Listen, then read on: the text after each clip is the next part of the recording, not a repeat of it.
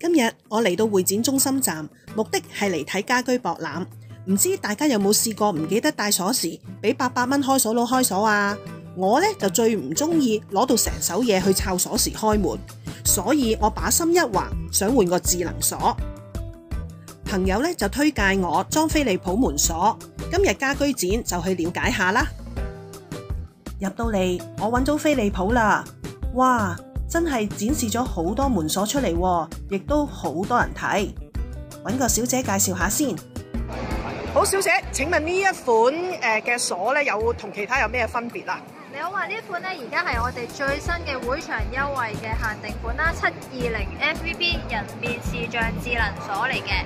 咁咧佢會有基本咧會有6種嘅開門方法啦。咁你會見到就有指紋、密碼、門卡、鎖匙同埋人面識別嘅呢幾種功能嘅。咁你可以嘗試一下，幫你錄個人面識別，等佢試一試個功能，好唔好？好啊，好啊，好啊，好啊！小姐一路介紹嘅時候呢，我發現呢一個智能鎖嘅屏幕係鋼化玻璃，亦都唔怕潮濕，而且智能鎖發出嘅呢係廣東話指示，方便操作啊！住個樣啦，望住佢個鏡頭，係啦，咁佢就認緊你個樣㗎啦。係啦，咁佢就已經綠燈，代表佢成功已經解咗鎖㗎啦。呢一個係啦。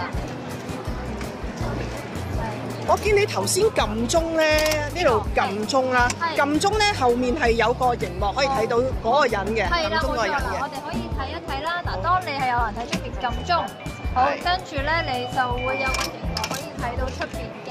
係啦，咁但係冇人撳鐘都可以睇到嘅，只需要撳著呢個熒幕就可以睇到出邊㗎啦。OK。係啦，冇錯。數字碼我知啦，卡片我亦都知啦，鎖匙都知啦。咁入面啱啱好嗰個啦。咁呢個如果係 set 指紋係啦，咁係又係用呢一個方法。冇錯，咁我哋又幫你登記一次指紋先啦。好啊，好啦，面白紙喺邊度？呢度。係啦，擺8次。攞開手指。咦，有滴滴滴聲喎。係啦，滴攞開，跟住再嚟。滴，請攞開手指。滴，請攞開手指。滴，請攞開手指。滴。係添加成功咗啦！哦，成功，好好好。而家我哋退出翻個管理模式先。係。好啦，而家放個指紋去開。綠燈代表成功啦。係。好快嘅。係喎。好。係啦。咁而家呢一個門鎖啦，我哋咧會場咧都會有個限定優惠嘅。係。佢原價咧就係7180蚊啦。係。咁而家我哋會場咧會有個限定優惠價錢。4888蚊，係啦，咁呢一個我哋就會包咗呢一個2年嘅原廠產品保養嘅，係，咁就會包埋師傅免費上門，免費上門，係啦。頭先我聽過有人介紹咧，就係話佢有個 app 可以控制嘅，係咪啊？冇錯。係啊，同埋係可以設個臨時密碼嘅，冇錯，係咪啊？冇錯，係。咗啦。咁咧，我哋就可以咧喺呢一度，我哋會有個密碼功能嘅。咁咧，佢會有一個叫做臨時密碼啦。咁佢就會見到佢即時已經 jam 咗一個臨時密碼出嚟㗎。咁佢哋就會見到佢係30分鐘內都可以用嘅。咁你只需要喺個門鎖上面輸入呢一種密碼，再撳醒，咁就可以解鎖㗎啦。咁下邊亦都會有一啲分享嘅方法嘅，即係話你可以透過 WhatsApp 啦、電郵或者短信 send 俾朋友咯。